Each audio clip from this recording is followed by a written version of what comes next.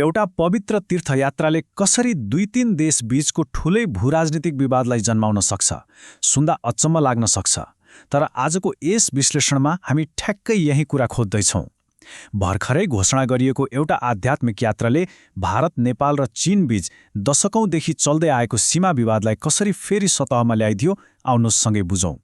यो त्रिदेशीय बिन्दु अर्थात् लिपुलेख र कैलाश जोडिएको एक शताब्दी पुरानो सीमा विवाद साँच्चै नै एकदमै जटिल छ। आजको हाम्रो मुख्य उद्देश्य भनेको यही लिपुलेख भन्ज्याङ वरपरको विवादलाई कुनै पक्ष नलिइकन एकदमै निष्पक्ष ढङ्गले केलाउनु हो। अब अगाडि बढ्नु अघि आज हामी के कुरामा केन्द्रित हुन्छौँ सर्र हेरौँ है त।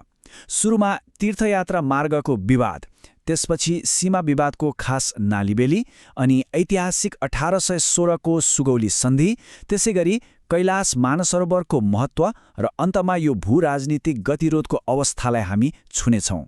पहिलो खण्डबाट सुरु गरौँ। तीर्थयात्रा मार्ग। एउटा पवित्र यात्राले कसरी तनावको रूप लियो त? कुरा सुरु हुन्छ एउटा घोषणाबाट। भारतले लिपुलेख भन्ज्याङ हुँदै कैलाश मानस सरोवर जाने नयाँ तीर्थयात्रा मार्ग खोल्ने निर्णय गर्यो। यो चीनसँगको समन्वयमा त भयो, तर यसमा नेपाललाई कतै समावेश गरिएन।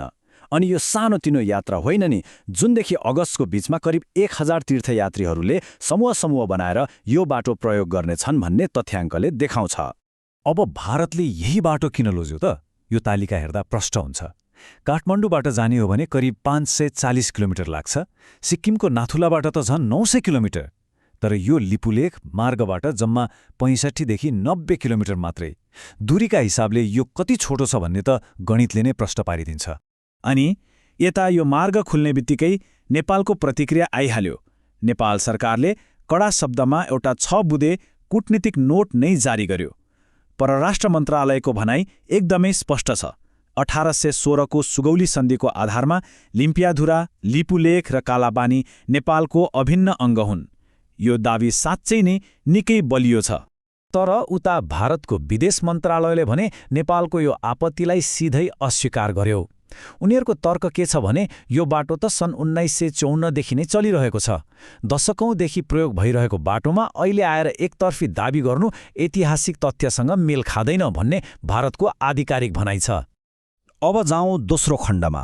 यो सीमा विवादको खास संरचना चाहिँ कस्तो छ त? यो त्रिदेशीय बिन्दुको तनावलाई बुझौँ।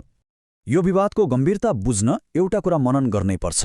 यो कुनै दुई देशबीचको मात्रै मामिला होइन।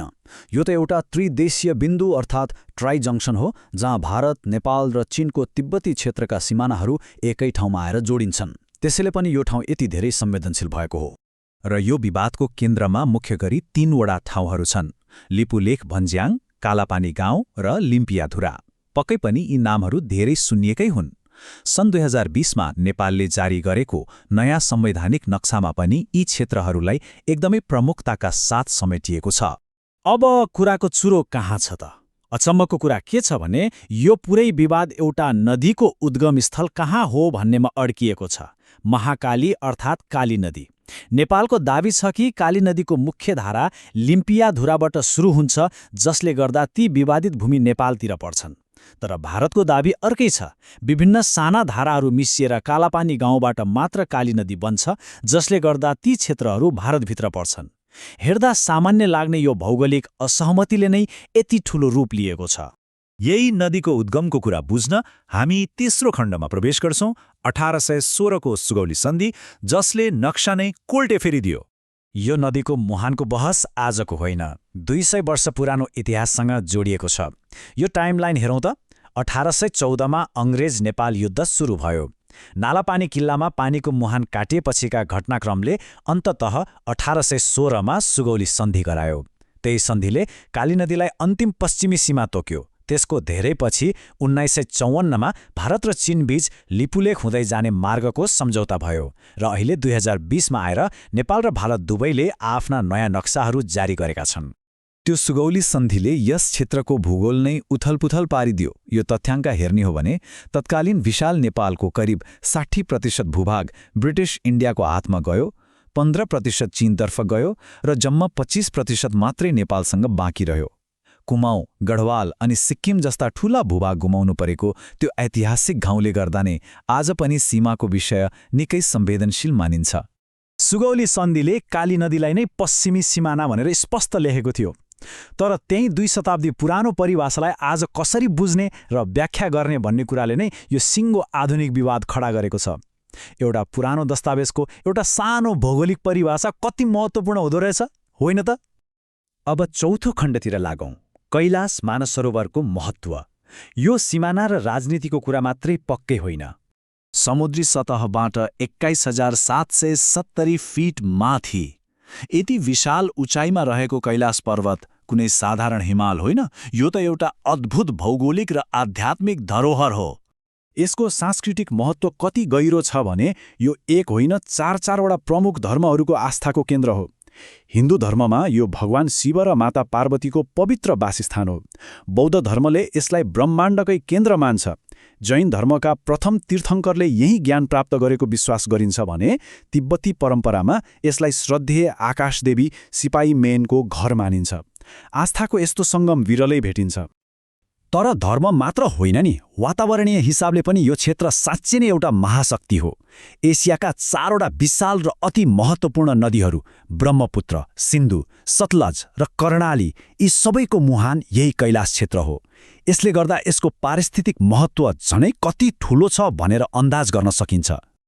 र अब अन्तिम खण्ड, यो भू-राजनीतिक गतिरोध, व्यापार, सुरक्षा र कूटनीतिको जाल।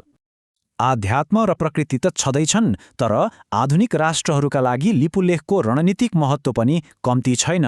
भारतका लागि यो एउटा अति महत्त्वपूर्ण व्यापारिक मार्ग हो र 1962देखि नै इन्डो तिब्बती सीमा प्रहरी खटिएको प्रमुख सुरक्षा बिन्दु पनि हो। अर्कोतिर नेपालको लागि यो क्षेत्र फिर्ता पाउनु भनेको आफ्नो सार्वभौम सत्ताको रक्षा मात्र होइन, भविष्यमा पारवहन र भन्सारबाट आउन सक्ने ठूलो आर्थिक लाभको बाटो खोल्नु पनि हो। र यो मुद्दा दुवै देशका नेतृत्वका लागि ठूलो राजनीतिक शक्तिको विषय पनि बनिसकेको छ। अब यहाँ एउटा गम्भीर प्रश्न उठ्छ। एकातिर तीर्थयात्रा चलिरहेको छ, अर्कोतिर कूटनीतिक नोटहरूको आदान प्रदान। के शताब्दीय पुराना ऐतिहासिक सन्धिहरूले मात्रै आधुनिक भू-राजनीतिको यो जलिएको गाँठो फुकाउन सक्लान् त?